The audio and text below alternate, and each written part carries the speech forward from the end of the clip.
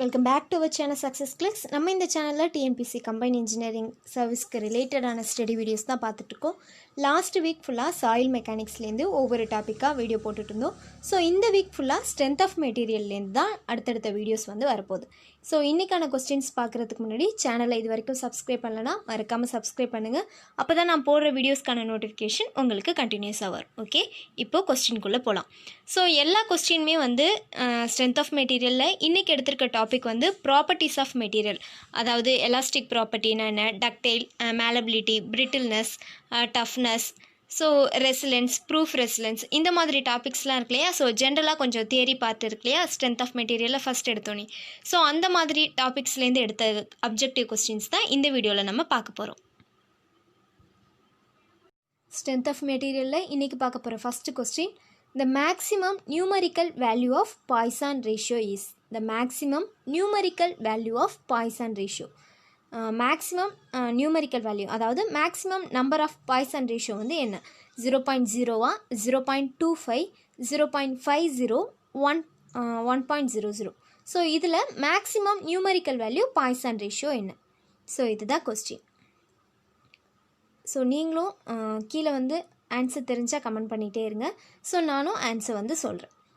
So first maximum numerical value of Poisson ratio. Poisson ரேஷியோனா ஜென்ரலாக எதை சொல்லுவோம், mu equal to lateral strain to longitudinal strain, lateral strain to longitudinal strain, இதுதான் Poisson ratio. இந்த Poisson ரேஷியோட limiting range எவ்வளவு, -1லேருந்து 0.5 வரைக்கும் தான் பாய்சான் ரேஷியோட லிமிட்டிங் வேல்யூ. -1லேருந்து 0.5 வரைக்கும் தான். ஸோ இந்த -1லேருந்து 0.5 வரைக்கும் இருக்கிற நம்பரில் பெரிய நம்பர் எது, இந்த 0.5 தான். ஸோ 0.2ஆக இருந்தாலும் அது 0.5ஓட கம்மி நம்பர் தான். 0.1ஆக இருக்கட்டும், 0.2, 0.3, 0.4. ஸோ இதில் பெரிய நம்பர் எது, அடுத்து வர இந்த 0.5 தான். ஸோ மேக்ஸிமம் நியூமரிக்கல் வேல்யூங்கிறது என்ன, இந்த 0.5. ஸோ இதுக்கான ஆன்சரும் இதுதான், 0.50. The maximum numerical value of Poisson ratio is 0.50. Second question, relation between Young's modulus E and modulus of rigidity N is given by us. Relation between Young's modulus E and modulus of rigidity is given as. Young's modulusக்கும் modulus of rigidityக்கும் இடையில உள்ள relationship என்னன்னு கேட்குறாங்க. இதுதான் question. So 4 option இருக்குது, இதில் எது கரெக்டான answer. So Young's மாடுலஸ்க்கும் மாடுலஸ் ஆஃப் ரிஜிடிட்டிக்கும் 2 ரிலேஷன் சொல்லுவாங்க. இன் டேர்ம்ஸ் ஆஃப் என்லையும் ஒரு ரிலேஷன்ஷிப் இருக்குது, இன் டேர்ம்ஸ் ஆஃப் கேவ்லையும் ஒரு ரிலேஷன்ஷிப் இருக்குது.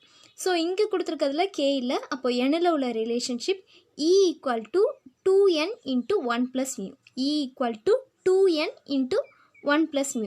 இதுவே இன்னொரு ரிலேஷன்ஷிப் கேட்டிருந்தா இன் டேர்ம்ஸ் ஆஃப் கேல கொடுத்துருந்தாங்கன்னா E equal to 3k into 1 - 2μ, E equal to 3k into 1 - 2μ. இதுதான் செகண்ட் ரிலேஷன்ஷிப். இந்த 2 ரிலேஷன்ஷிப் தான் யங்ஸ் மாடுலஸ்க்கும் மாடுலஸ் ஆஃப் ரிஜிடிட்டிக்கும் இருக்குது.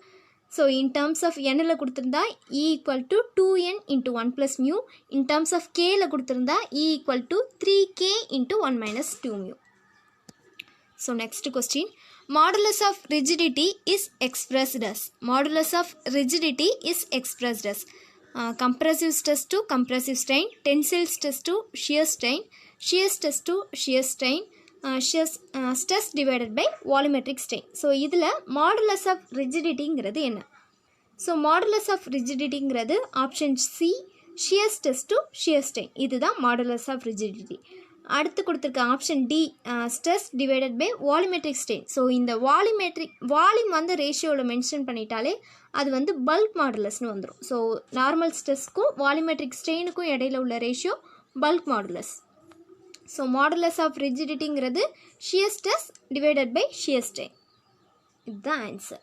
Next question, the strain energy stored in the body due to external loading within the elastic limit is known as. The strain energy stored in a body due to external loading within the elastic limit is known as. strain energy ஒரு store ஆகிருக்கு ஒரு external லோடிங்னால, அது within elastic லிமிட்டுக்குள்ளே இருக்குது. So அதுக்கு பேர் answer D, resilience. இதுதான் strength of material text book படிச்சிங்கன்னா first பேராவில் இருக்கக்கூடிய ஃபஸ்ட்டு கொஸ்டின் இதாக தான் இருக்கும். and the strain energy stored in the body due to external loading within elastic limit is called resilience. strain energy storedனு வந்துட்டாலே நீங்கள் resilience தான் அடிக்கணும். ஸோ எக்ஸ்டர்னல் லோடிங்காக இருக்கலாம். இன்னொன்று ப்ரூஃப் ரெசிலென்ஸ்னு வரும். ஸோ ப்ரூஃப் ரெசிலென்ஸ் அது வந்து வித்தின் ஒரு பர்மிசிபிள் லிமிட்குள்ளே ஒரு லோடு செயல்படும். அதே மாதிரி எனர்ஜி ஸ்டோர்டுன்னு தான் வரும்.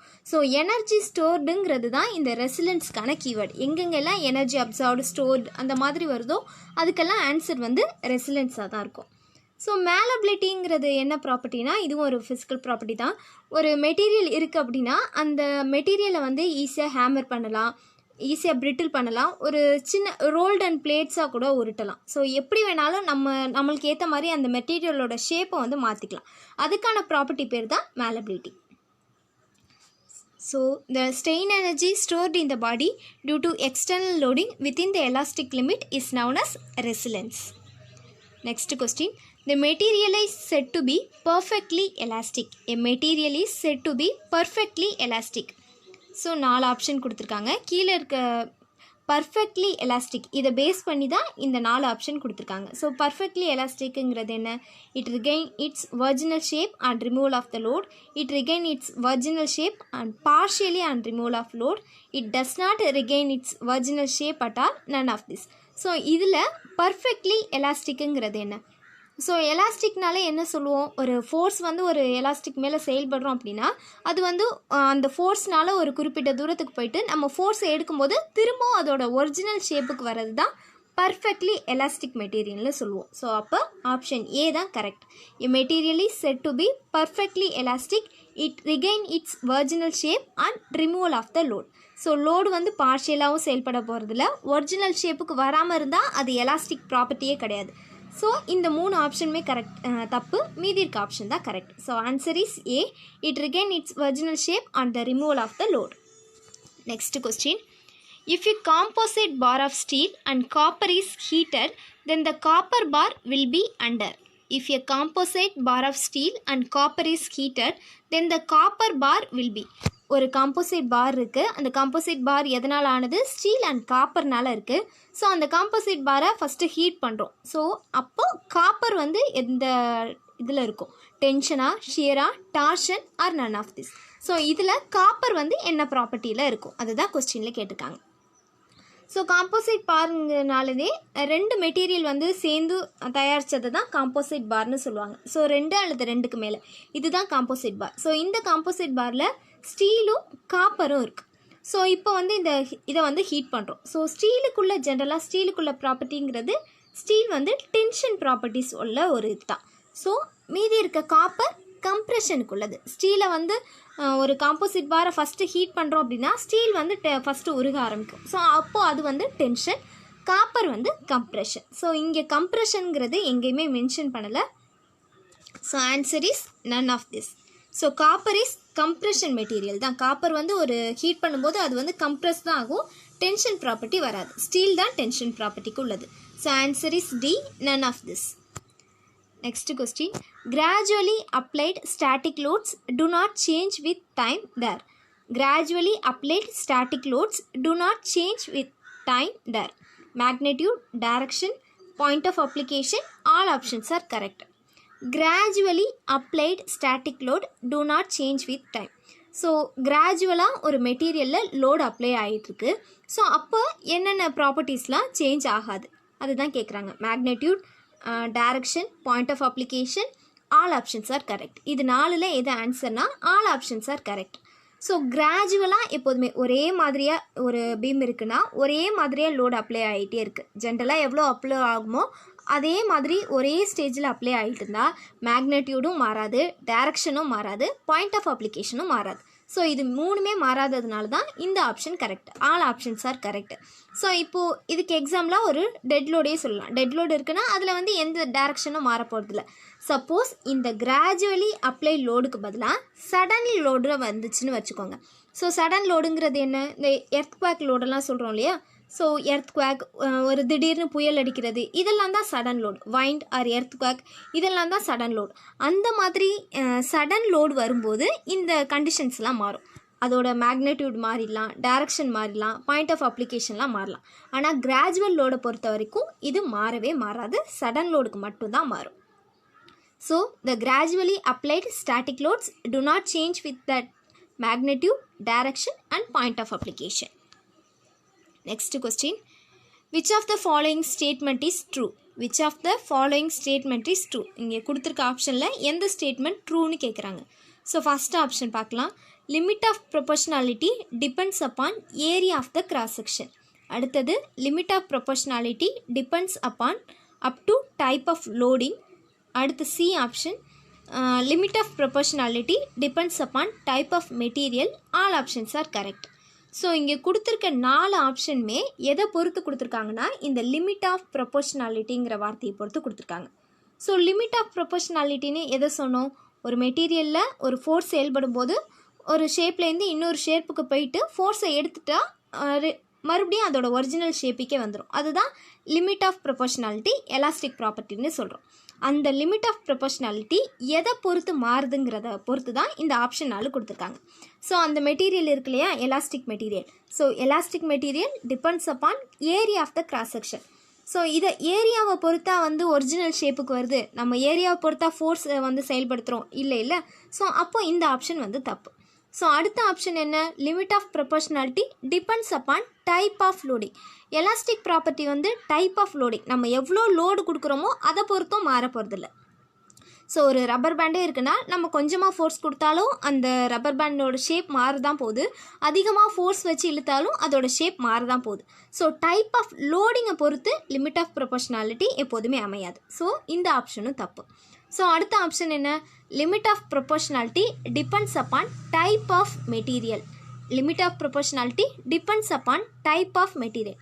ஸோ எலாஸ்டிக் ப்ராப்பர்ட்டி எந்தெந்த மெட்டீரியலுக்கெல்லாம் இருக்கோ அந்த இடங்களில் மட்டும்தான் இந்த லிமிட் ஆஃப் ப்ரொபோஷனாலிட்டி இருக்க போகுது. ஸோ இதுவே ரப்பர் பேண்டுனா அது வந்து ஒரு எலாஸ்டிக் மெட்டீரியல், அதில் வந்து ஈஸியாக ஒரிஜினல் ஷேப்பு வந்து திரும்ப வந்துடும். இதுவே ஸ்டீல் இருக்குன்னா ஸ்டீலை நம்ம வந்து நல்லா பிளேட் மாதிரி நல்லா ரோல் பண்ணிவிட்டு திரும்ப அது ஒரிஜினல் ஷேப்புக்கு மாறினா வருமா? ஸோ ஸ்டீல் வந்து வராது. எந்தெந்த மெட்டீரியல்லாம் எலாஸ்டிக்கோ அதை பொறுத்து தான் இந்த லிமிட் ஆஃப் ப்ரொபோஷனாலிட்டி அமைய போகுது. So limit of proportionality depends upon type of material. இந்த ஆப்ஷன் மட்டும்தான் கரெக்டு. அந்த எலாஸ்டிக் ப்ராப்பர்ட்டி எந்த மெட்டீரியலுக்கு இருக்கோ அதை பொறுத்து தான் லிமிட் ஆஃப் ப்ரொபோஷனாலிட்டியும் அமைய போகுது. So limit of proportionality depends upon type of material only. இந்த ஆப்ஷன் மட்டும்தான் கரெக்ட். ஸோ மற்ற ஆப்ஷன்லாம் தப்பு. Next question. For a material having modulus of elasticity E and modulus of rigidity N, it's seen that E equal to 2N. The bulk modulus K of the material is. For the material having modulus of elasticity E and modulus of rigidity N, it's seen that E equal to 2N. The bulk modulus K of the material. So என்னென்ன கொடுத்துருக்காங்க? First கொஸ்டினை வந்து நல்லா கிளியராக படிங்க. Material having modulus of elasticity, modulus of elasticity ஈன்னு கொடுத்துருக்காங்க, modulus of rigidity என்னன்னு கொடுத்தாச்சு. It's seen that E equal to 2Nன்னு கொடுத்துருக்காங்க. இன் டேர்ம்ஸ் ஆஃப் 2Nனில் வந்து ஆன்சர் வந்து பண்ணியிருக்காங்க. இ ஈக்குவல் டு 2Nன்னு கொடுத்துருக்காங்க. ஸோ இதுலேருந்து நம்மளை என்ன கண்டுபிடிக்க சொல்லியிருக்காங்க? கே வந்து என்னன்னு கேட்டிருக்காங்க. ஸோ அவங்க படுத்தது எல்லாமே 2 இன் டேர்ம்ஸ் ஆஃப் எண்ணில் வச்சு ஆன்சர் வந்து இ ஈக்குவல் டு 2Nன்னு கொடுத்துருக்காங்க. நம்ம பல்க் மாடுலஸ் கே கண்டுபிடிக்கணும். ஸோ இது எப்படி கண்டுபிடிக்கிறதுனா first E equal to 2N இது மட்டும்தான் நமக்கு கொடுத்துருக்க ஆப்ஷன். ஸோ இதுக்கான ஃபார்முலா என்ன? E equal to 2N into 1 plus மியூன்னு இருக்கும். இது தானே ஃபஸ்ட்டு கொஸ்டின் பார்த்தோம். So E equal to 2N into 1 plus mu. இந்த மியூ 0ன்னு வச்சுருந்தா தான் இ ஈக்குவல் டு 2Nன்னு ஆன்சர் வந்திருக்கும். ஸோ நம்மளும் அதே மாதிரி மியூவை வந்து 0ன்னு வச்சுக்கும். ஸோ எலாஸ்டிசிட்டிக்கும் மாடுலஸ் ஆஃப் ரிஜிடிட்டிக்கும் நமக்கு தெரிஞ்ச இன்னொரு ரேஷியோ என்ன? E equal to 3K into 1 minus 2 mu. E equal to 3K into 1 minus 2 mu. இதுதான் நமக்கு தெரிஞ்ச இன்னொரு ரேஷியோ. அவங்க மியூன்னு 0 வச்சதுனால நம்மளும் இங்கே மியூ வந்து 0ன்னு வச்சுட்டா இந்த டேர்ம் வந்து முடிஞ்சிடும். ஸோ இங்கே இ ஈக்குவல் டு 3Kன்னு மட்டும்தான் இருக்கும். ஸோ நமக்கு கேட்டிருக்கிறது கே. அப்போ k equal to E by 3ன்னு வந்துடும். So answer is D, E by 3. So இதுதான் ஆன்சர். ஸோ இன்னொரு தடவை வேணால் சொல்கிறேன். E equal to 3k into 1 minus 2 mu. So mu வந்து 0, அப்போ இன் டர்ம்ஸ் ஆஃப் இந்த 2 மியூவே முடிஞ்சிடும். அப்போ E ஈக்குவல் டு 3kன்னு மட்டும்தான் இருக்கும். நமக்கு கேட்டிருக்கிறது k தான். அப்போ k equal to E/3. k equal to E/3. இதுதான் answer. Next question. The property of the material by which can be drawn into smaller section by the application of tension is called. The property of the material by which can be drawn into smaller section, the application of tension is called. So ஒரு material மேலே tension செயல்படும் போது அந்த material வந்து சின்னதாக மாறுது, drawn into smaller section. அப்போது அதுக்கு பேர் என்ன? ஸோ இந்த ப்ராப்பர்ட்டிக்கு பேர் answer is B, ductility. The property of the material by which can be drawn into smaller section by the application of tension is called ductility. So answer is B, ductility. Malleability property பற்றி ஏற்கனவே சொல்லிட்டேன். So elasticity and plasticity பற்றி நார்மலே உங்களுக்கே தெரியும். So answer is B, ductility. Next question. Strain energy stored in the solid is given as. Strain energy stored in solid is given as. So கீழே வந்து 4 option கொடுத்துருக்காங்க. Sigma into E into volume, sigma into E into area of the cross section, 0.5 into sigma into E into I, and last option 0.5 into sigma into E into volume. So இதில் strain energy stored. Strain energy ஸ்டோர்டுனா என்ன சொன்னேன்? ரெசிலென்ஸ்னு சொன்னேன். So first ஆப்ஷனே ரெசிலென்ஸ். So ரெசிலென்ஸோட formula என்ன? 1/2 into stress into strain into volume. So இதுதான் ரெசிலென்ஸ்க்கான formula. So sigma squared by 2E into வின்னு வரும். ஸோ 1/2ங்கிறது இங்கே கொடுத்துருக்க ஆப்ஷனில் 0.5 இன்ட்டு ஸ்ட்ரெஸ்ஸுங்கிறது சிக்மா, அடுத்தது E into volume. So answer is D. Strain energy stored in the solid is given as 0.5 into sigma into E into volume. அதாவது 1/2 into stress into strain into volume, stress into strain into volume. So இதுதான் answer. So இதோட ஒரு 11 question முடிஞ்சிருச்சு இந்த டாப்பிக்கில். நாளைக்கு வேறு ஒரு டாப்பிக்லேருந்து ஸ்ட்ரென்த் ஆஃப் மெட்டீரியலில் வீடியோ பார்க்கலாம். வீடியோஸ் பிடிச்சிருந்தா சேனலை மறக்காமல் சப்ஸ்கிரைப் பண்ணுங்கள். தேங்க்யூ.